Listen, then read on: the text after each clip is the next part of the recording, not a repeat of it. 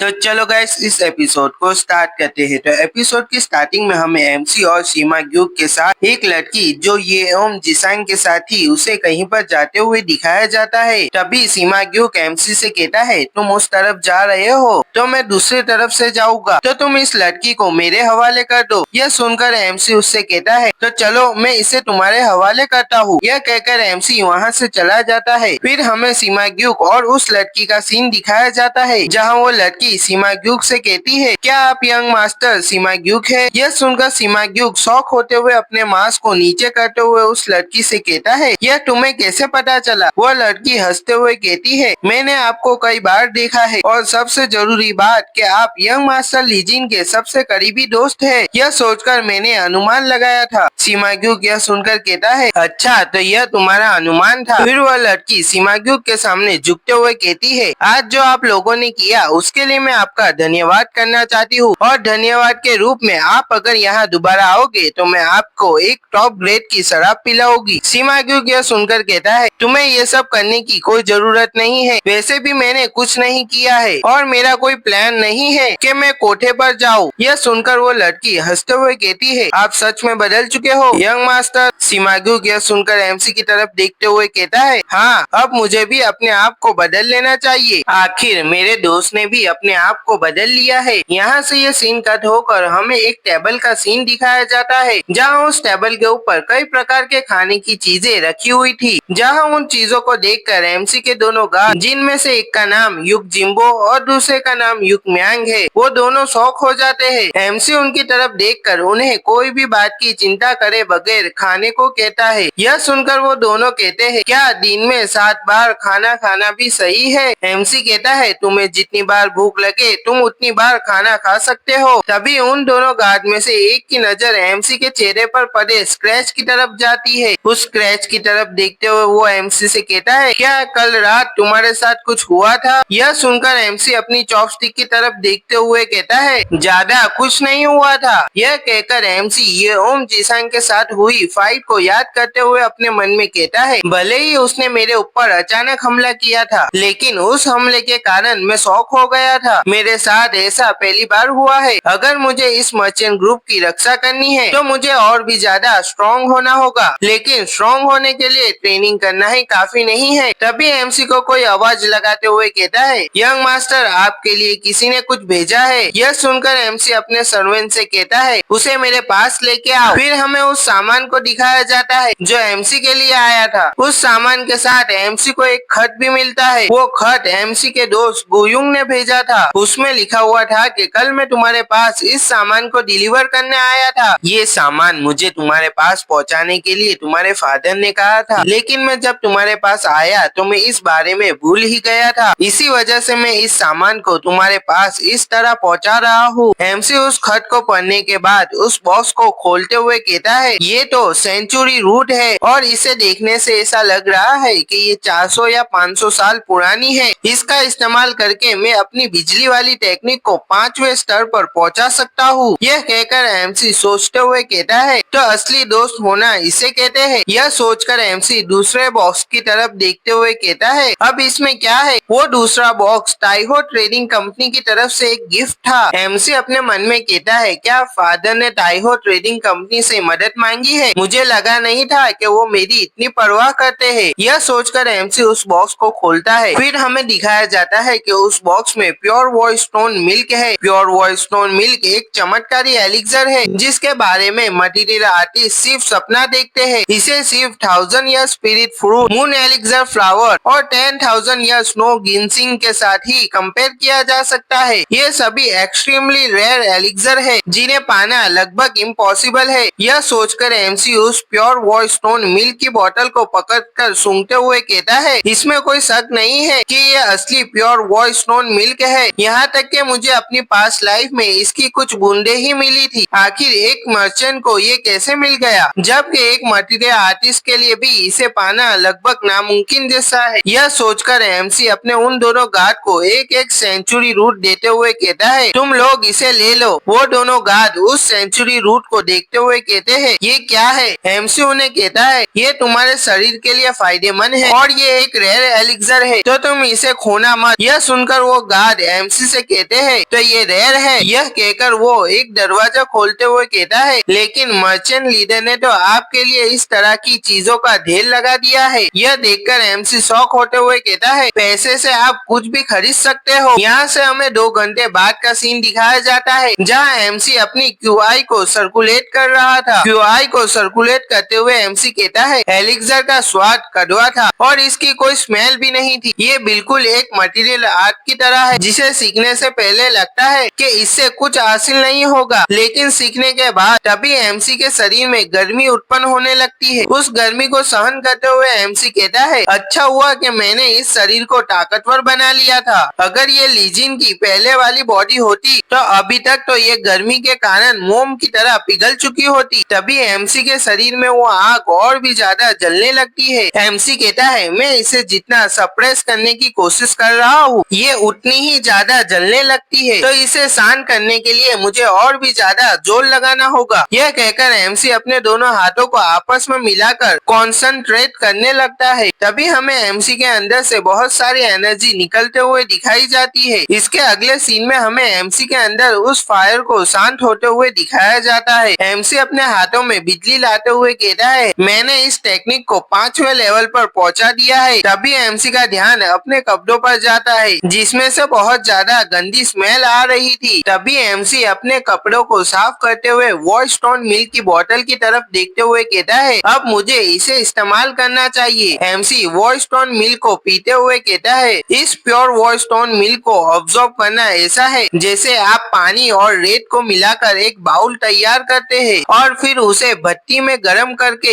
एक मजबूत बाउल तैयार करते हैं। तभी एमसी के कॉन्सर्नेस के अंदर प्योर वॉश स्टोन मिल्क की एनर्जी एमसी के ऊपर अटैक करने लगती है। एमसी उस एनर्जी को अपने ऊपर इस तरह हमला करने आते हुए देखकर कहता है, मैं कुछ ज्यादा ही लालची हो गया हूँ। इतना कहते ही एमसी अपनी मुट्ठी में बिजली लाते हुए उस एनर्जी की तरफ अटैक करने के लिए जाते हुए कहता है, अगर मैं इस एनर्जी पर काबू कर लूँ तो मैं पहले से भी ज्यादा शक्तिशाली हो जाऊंगा। यहाँ से ये सीन कट होकर हमें 7 दिन बाद का सीन दिखाया जाता है, जहाँ एमसी के रूम के बाहर उसका सेकंड ब्रदर आते हुए अपने मन में सोचता है, उसे इस कमरे में से बाहर निकले हुए 7 दिन हो चुके हैं, क्या उसके साथ कुछ हुआ है? यह सोचकर वो उस दरवाजे को खोलने वाला होता ही है। तभी एमसी के 2 गार्ड वहाँ आते हुए सेकंड यंग मास्टर को ग्रीट करते हैं। सेकंड यंग मास्टर उन दोनों गार्ड से कहता है, मुझे लीजिन से मिलना है। वो दोनों गार्ड सेकंड यंग मास्टर के सामने आते हुए कहते हैं, फर्स्ट यंग मास्टर ने उनके पास किसी को आने देने के लिए मना किया है। तभी उस रूम में ब्लास्ट होता है। यह देखकर वो दोनों गार्ड शॉक होते हुए सेकंड यंग मास्टर को उस ब्लास्ट से बचाने के लिए उनके आगे आ जाते हैं। सेकंड यंग मास्टर जहाँ ब्लास्ट हुआ था वहाँ देखते हुए कहता है, वहाँ क्या हुआ है? तभी हमें उस रूम के अंदर एमसी को दिखाया जाता है, जो बहुत ज्यादा ही गुस्से में लग रहा था। एमसी को इस तरह देखने के बाद सेकंड यंग मास्टर कहता है, क्या उसके साथ कुछ हुआ है? तभी सेकंड यंग मास्टर को किसी चीज की स्मेल आती है। उस स्मेल को सूंघते हुए सेकंड यंग मास्टर कहता है, ऐसा नहीं हो सकता, क्या ये क्यूआई डेविएशन है जिसके बारे में मैंने सिर्फ सुना है? तभी एमसी बेहोश होकर नीचे गिर जाता है। एमसी को बेहोश होता हुआ देखकर वो तीनों एमसी के पास जाकर उसे होश में लाने की कोशिश करने लगते हैं। तभी एमसी होश में आते हुए खड़े होने की कोशिश करता है। एमसी को ऐसी हालत में देखकर सेकंड यंग मास्टर शॉक हो जाता है। फिर हमें एमसी को दिखाया जाता है। तो यहीं पे ये एपिसोड खत्म हो जाता है।